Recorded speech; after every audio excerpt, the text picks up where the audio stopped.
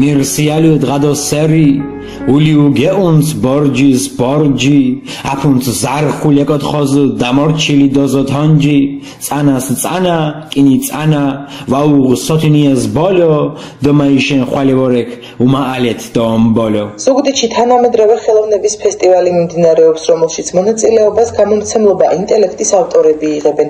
F5 უკვე 6 წელია იმართება და მისი მიზანი სახელოვნებო პროცესის დეცენტრალიზაცია და ახალგაზრდა ხელოვანების ჩართულობით რეგიონში კულტურულ შემოქმედებითი ცხოვრების ხელშეწყობაა.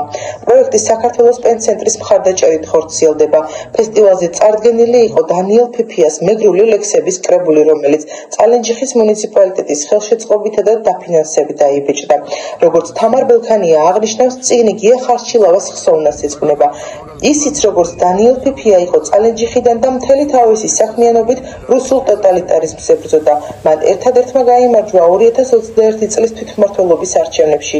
იყო არჩეული მერი და ერთადერთ ოპოზიციურ მუნიციპალიტეტში შექმნა უნიკალური სამოდელო კოალიციური თვითმმართველობა, სადაც პრიორიტეტად განათლება შეირჩა. ჩვენი და გია ხარჩილავას ერთ-ერთი იდეა იყო წალენჯიხაში დანიელ ფიფიას ოდაბადეში სოფელ ობუჩის სახლ-მუზეუმის შექმნა, რომელიც ამ ბრწყინვალე პოეტს მომავალ თაობებს გააცნობდა როგორც რუსულ იმპერიალიზმთან ბრძოლის თავგანწირვის მაგალითს. გია ხარჩილავა 2024 წელს 55 წლის ასაკში გარდაიცვალა. მისი გარდაცვალების შემდეგ გაიხსნა დანიელ ფიფიას სახლ-მუზეუმი და ეს გამოცემაც სწორედ მის ხსოვნას ეძღვნება. Am არაჩვეულებრივი კაცის ბედი პირდაპირ უკავშირდება საქართველოს უახლეს ისტორიას, როდესაც ის და ტერენტი გრანელი ერთ ეპოქაში ებრძოდნენ ტოტალიტარიზმს. ანუ ესენი არ იყვნენ მხატვრები, რომლებიც წერლები, პოეტები, რომლებიც უბრალოდ პეპლებზე, გაზაფხულზე და ჩიტებზე წერდნენ. არამედ ესენი იყვნენ სამოქალაქო აქტივისტები, რომლებიც მთელი თავისი შემოქმედებით იბრძოდნენ საქართველოს დამოუკიდებლობისათვის. აი ეს ლიტონის სიტყვა არ არის, ყველაფრის პროფანაცია შეძლო საბჭოთა ისტორიოგრაფიამ, რომელმაც სრულიად ყალბი ისტორიის ვერსია შემოგთავაზა ჩვენს თაობებს და სამწუხაროდ მომავალ თაობებსაც, რადგან ჩვენი ისტორია არის გადასაწერი. ეს ადამიანი თავისი არაჩვეულებრივი ისტორიით უკვე დასტურია იმის, რომ ჩვენ ისტორიაში აღმოვაცენეთ ადამიანი, რომელიც იყო, მაგრამ ისტორიოგრაფიამ წაშალა. ასეთი არის წალენჯიხელი ობუჯელი დანიელ ფიფია. მე ახლა არ შეკადრებთ, რომ ლექსი წავიკითხო, თუმცა არაჩვეულებრივია. დაგირიგებთ ამ წიგნს და მე-17 გვერდზე წაიკითხეთ ლექსი, რომელიც შეუძლებელია არ იყოს გვერდით დიდი ქართველი ავტორების. მე მინდა მადლობა მოვუთხრა ყველას, თავს არ შეგაწყენთ, უბრალოდ წიგნია დასტური იმის, რომ ჩვენ ჯერ კიდევ გვაქვს იმის რესურსი, რომ გადავრჩეთ. ჯერ კიდევ გვაქვს იმის რესურსი, რომ განათლება ჩავაყენოთ ხალხის სამსახურში.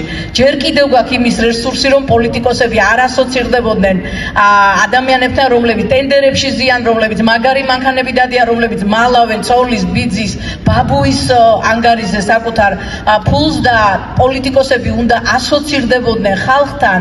აი როგორიც იყო თუნდაც გია ხარჩილავა, თავისი განათლებით, თავისი ოჯახიშვილობით, თავისი წარმომავლობით, თავისი დამოკიდებულებით ხალხისადმი, ხელოვნებისადმი, წიგნისადმი, წიგნიერებისადმი, რადგან ჩვენ უნდა დავიბრუნოთ ჩვენი სახე, ისტორიის სახი და აი ამ ისტორიაში უნდა დავიბრუნოთ ადამიანები, თუნდაც ის წალენჯიხელები, რომლებმაც ლიტერატურას, მეცნიერებას, სპორტს, ყველაფერს შეძინეს, ციტირების ინდექსი აწიეს არა მხოლოდ პატარა საოკუპაციო გამყოფ ხაზზე მდებარე მუნიციპალიტეტის, არამედ საქართველოსი და მე დღეს მიხარია, რომ აქ ვიცემერის რანგში წარმოადგენ წალენჯიხის მუნიციპალიტეტს ერთადერთ ოპოზიციურ, ერთადერთ თვითმმართველობას, სადაც კოალიცია შედგა, იმუშავა, იყო ხალხის სამსახურში და 4 წიგნის გამოცემა მოასწრო. მე ვარ ბედნიერი და მადლობა მინდა გითხრა თქვენ დღევანდელი შეხვედრისთვის, ჩვენ აუცილებლად ჩვენ შვილებს თვალებში ჩავხედავ და ვეტყვით, რომ ჩვენ ვიბრძოლეთ იმისთვის, რომ ხალხის ნება